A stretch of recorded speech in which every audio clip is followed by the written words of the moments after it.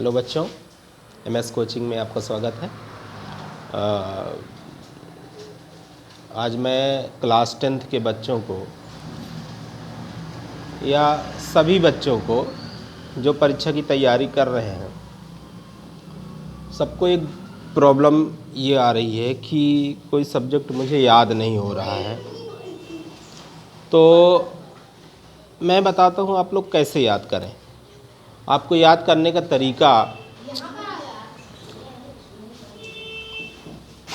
नहीं पता है, इसलिए आप लोग कोई चीज़ याद करते हो, क्वेश्चन आंसर याद करते हो, भूल जाता है।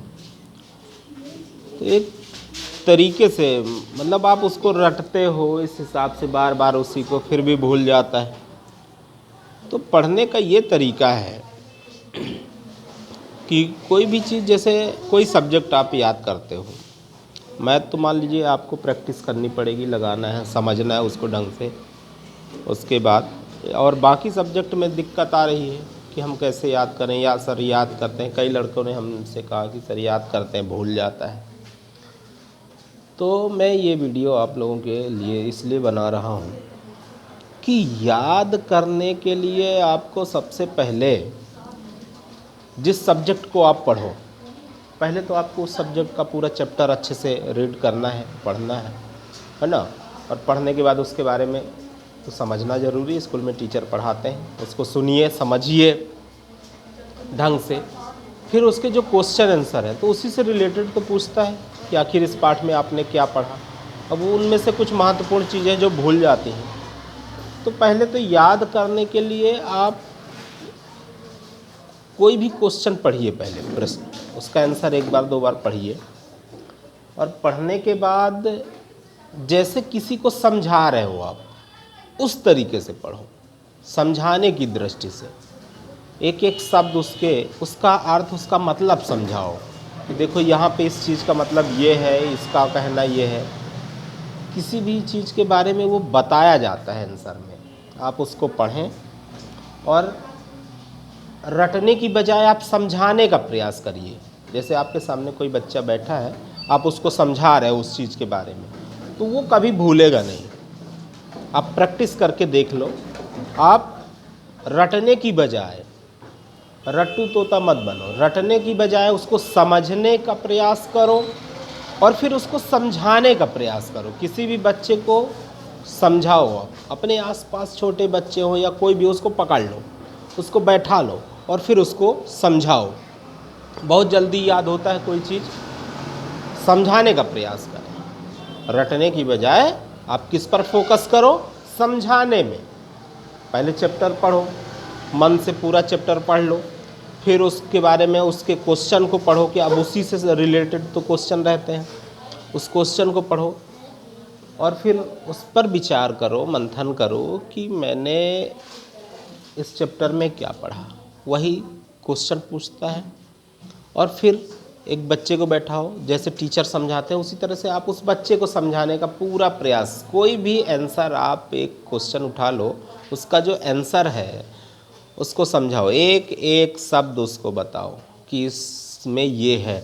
और फिर उसको एक बार आप अपने से विचार करके और उसको लिखने का प्रयास करो।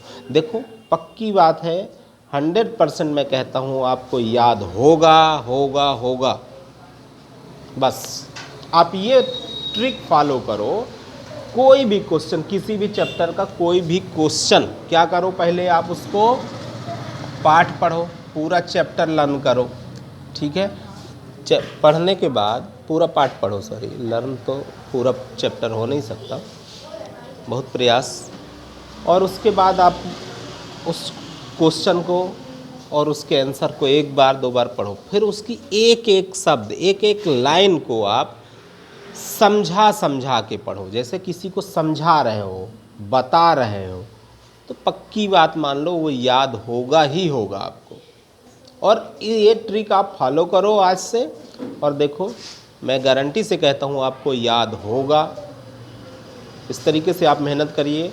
अब उसके बाद आपको कोई दिक्कत आती है, आप हमसे शेयर करें, बात करें। हमारे चैनल में प्रदीप सर रीवा चैनल का नाम है, और इसमें आप कमेंट करिए कि सर दिक्कत यहाँ पे आ रही है, ये चीज़ किस तरीके से याद करें, कैसे पढ़ें। मैं आपको ज़रूर मोटिवेट करूँगा और अच्छी ट्रिक्स, अच्छी सलाह दूँगा।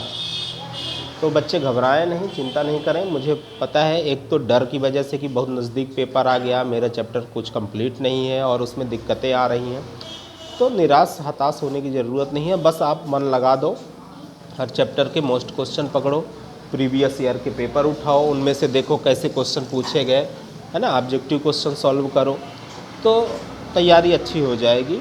और फिर आप उसके क्वेश्चनों को समझने का प्रयास करो किस तरीके से बोर्ड पैटर्न में क्वेश्चन पूछता है। और दूसरी चीज़ ये कि सलेबस देख करके, सलेबस के अकॉर्डिंग आप तैयारी करो, अपने सलेबस को चेक करो कि इस पार्ट से इतने नंबर के क्वेश्चन, उन नंबरों को आप उठाओ, उसको एक दो बार लिखो और लिखने के बाद आप किसी बच्चे को पकड़ लो, नहीं तो खुद ऐसे ही मान लो कि माना कि कोई बैठा हुआ है, हमारी गणित जो है वो माना पर डिपेंड है, उसको समझाने का आप प्रयास करो। गारंटी है इस बात की आपको याद होगा ही, हर सब्जेक्ट में आप ऐसा कर सकते हो। ठीक है, धन्यवाद, बेस्ट ऑफ लक और मेहनत करिए आप लोग, फिर हमसे बताइए।